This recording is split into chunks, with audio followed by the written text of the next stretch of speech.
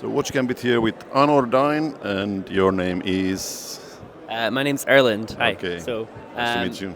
I've worked with Anordain for the last 5.5 years. Yeah. We're a Scottish-based watchmaker, specialising in vitreous enamel dials.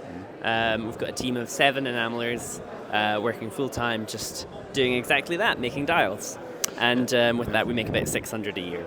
600 a year, okay. Absolute pleasure to see this in real life, because I've been a fan online of your brand for quite some time and absolutely love all this enamel stuff. So what is the process and what is your criteria for like a vibrant color and so on?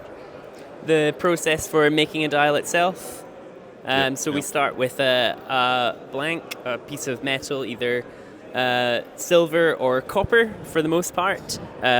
With silver, we're using a transparent enamel, so it's a perfectly see-through piece of glass, which is ground down to a fine powder and then either sifted on, like in cake making, or applied with a paintbrush, and then that is fired in the kiln at high temperatures for maybe a minute and a half. It's taken out, it cools, and then the enamelers will inspect it, remove any imperfections, and start again. That process is repeated 6 to 8 times for the dial to finally be finished, and hopefully be ready to go in a watch. Yeah. With enameling, it's easier said than done. There's about a 30% rejection rate, just given the fact that there's an inherent nature of the craft to fail.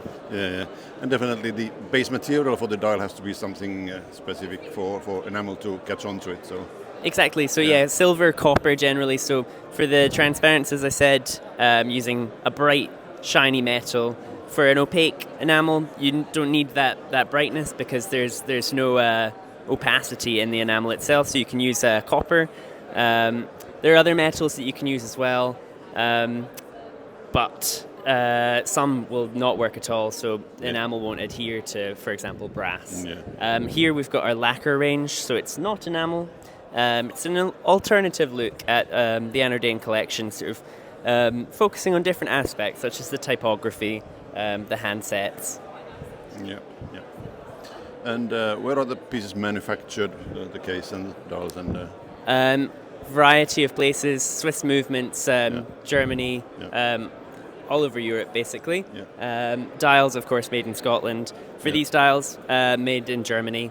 And as I said, all assembled in Scotland and coming with a 5-year warranty. Yeah. And how old is the brand altogether? How old is the brand? We sold our first watch in 2018, but we were figuring out how to enamel for a lot longer than that. Yeah. The Swiss are quite unwilling, maybe understandably, to give up their secrets. So we basically just went about trying to figure out how to do it that worked, a process that worked for ourselves. So it was quite a few years of that before we were ready to sell our first watch. What first caught my eye online, at least when I first saw your watches a few years ago, was these oxblood versions that are really, really vibrant, and of course I'm a fan of red, so that's one of the factors, but absolutely gorgeous pieces, and these are available in different sizes. So what are the That's right. available at the moment? So for the Model 1, we've got 3 sizes, the 35mm, 38mm and 41. The Fumes at the moment, just the 38, my apologies. The Model 3 in the 39, and our Model 2 collection, which is over here, 36 and 39.5. Yeah. And without giving up any specific secrets, what are the future plans for your offering? And we've got lots in the works. I'm sure. Yeah, we're sort of looking at ways that we can expand our collection of the enamel. We have other things that are in the works. I don't know how much I can say. Looking at things that are lacquer and not in-house, but then looking at other craft processes that we can do in-house that aren't enamel, but still, special and handmade. And then beyond that, I would say that numbers don't stop at 1, 2, 3. So perhaps there's a Model 4 on the horizon. Perhaps there's a 5. Might be a few years off. Plenty of numbers available there. Yeah. Hopefully. Yeah. And then you have a spin-off project also, sort of sister brand, wasn't it? This Pauline. Yep, that's over here. Yeah. I'm gonna have a look at those later on. Hello there. Okay, thanks very much for the chat and going through these Thank you. pieces, and have a good show. Thank you. Thanks very much. You too.